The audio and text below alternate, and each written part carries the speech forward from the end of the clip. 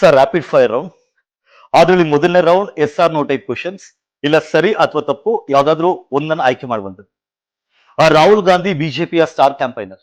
No. ಸದ್ಯದಲ್ಲೇ D K Shivakumar ಕರ್ನಾಟಕದ ಮುಖ್ಯಮಂತ್ರಿ ಆಗಲಿದ್ದಾರೆ. ಅನ್ಬೋದು. ರಾಹುಲ್ ಗಾಂಧಿನ ಬಿಟ್ರೆ ಕಾಂಗ್ರೆಸ್ಗೆ ಬೇರೆ ಯಾವುದೇ ನಾಯಕರ ಗತಿ ಇಲ್ವಾ?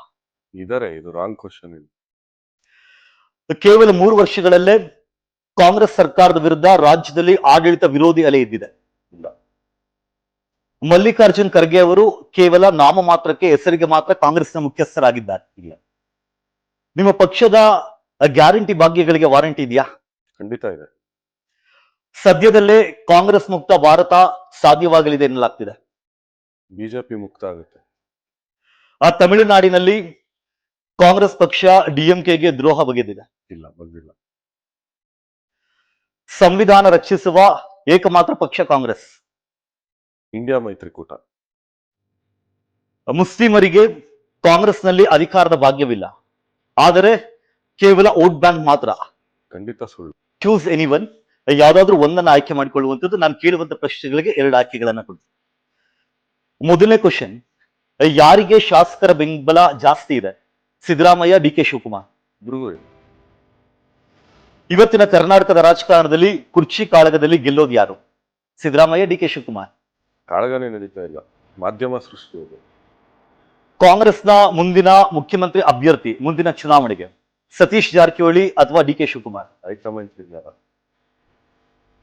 ಈ ದಿನಕ್ಕೆ ಕರ್ನಾಟಕದಲ್ಲಿ ಒಕ್ಕಲಿಗರ ಪ್ರಬಲ ನಾಯಕ HDK, DK? ಡಿಕೆ. ಕರ್ನಾಟಕದ ಮುಂದಿನ ಮುಖ್ಯಮಂತ್ರಿ ಯಾರಾಗಬಹುದು? ವಿಜಯೇಂದ್ರ ಅಥವಾ HD ಕುಮಾರಸ್ವಾಮಿ? ಇಬ್ರು ಆಗಲ್ಲ. ಸರ್, 3ನೇ ರೌಂಡ್ ಬಂದು ನಿಮ್ಮ ನೆಚ್ಚಿನವರು ಯಾರು? ಆದ್ರೆ ನೀವು ಯಾರನ್ನ ಇಷ್ಟಪಡ್ತೀರಾ ಅಥವಾ ನಿಮಗೆ ಯಾರು ಕಂಡ್ರೆ ಅಚ್ಚುಮೆಚ್ಚು? ನಿಮ್ಮ ನೆಚ್ಚಿನ ರಾಜಕಾರಣಿ? ಗಾಂಧಿ. ನಿಮ್ಮ ನೆಚ್ಚಿನ ಮಹಿಳಾ ರಾಜಕಾರಣಿ? ಇಂದಿರಾ ಗಾಂಧಿ. ನಿಮ್ಮ ನೆಚ್ಚಿನ ಪ್ರಧಾನಮಂತ್ರಿ? ಮನಮೋಹನ್ ಸಿಂಗ್. ನಿಮ್ಮ ನೆಚ್ಚಿನ ಮುಖ್ಯಮಂತ್ರಿ ಕರ್ನಾಟಕದಲ್ಲಿ? ಕರ್ನಾಟಕದಲ್ಲಿ SM ಕೃಷ್ಣ. ನಿಮ್ಮ ನೆಚ್ಚಿನ ಯುವ ರಾಜಕಾರಣಿ? ಯುವ ರಾಜಕಾರಣಿ ತುಂಬಾ ಜನ ಇದ್ದಾರೆ. ಯಾರಾದ್ರೂ ಒಬ್ಬರನ್ನ ಆಯ್ಕೆ ಮಾಡ್ಬೋದು ಅನ್ನೋದಾದ್ರೆ? ರಿಜ್ವಾನ್ ಅರ್ಷದ್. ಈ ರಾಜಕಾರಣಿಗಳ ಹೆಸರನ್ನ ಹೇಳ್ತಾ ಹೋಗ್ತೀನಿ. ಆ ರಾಜಕಾರಣಿಗಳ ಹೆಸರನ್ನ ಕೇಳಿದಾಗ ನಿಮಗೆ ಒಂದು ವಾಕ್ಯದಲ್ಲಿ ಅಥವಾ ಒಂದು ವರ್ಡ್ ಅಲ್ಲಿ ಏನ್ ಹೇಳ್ಬೇಕು ಅಂತ ಅನ್ಸುತ್ತೆ, ಅದು ನೀವು ಹೇಳ್ಬೋದು. ಸೋನಿಯಾ ಗಾಂಧಿ? ಗಟ್ಟಿ ಮೈ. ರಾಹುಲ್ ಗಾಂಧಿ? ಭವಿಷ್ಯದ ನಾಯಕ. ಮಲ್ಲಿಕಾರ್ಜುನ್ ಖರ್ಗೆ? ಒಂದು ಸಮಚಿತ್ತದ ಸ್ಥಿರ ನಾಯಕ. ಸಿದ್ದರಾಮಯ್ಯನವರು? ದಕ್ಷ ಆಡಳಿತಗಾರ. ಡಿ ಕೆ ಶಿವಕುಮಾರ್? ಅದ್ಭುತ ಸಂಘಟಕ.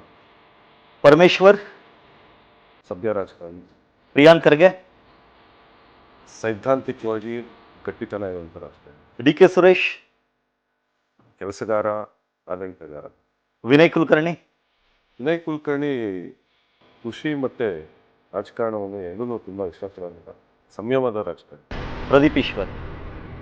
ಯುವಕರ ಆಶಾಕಿರಣ.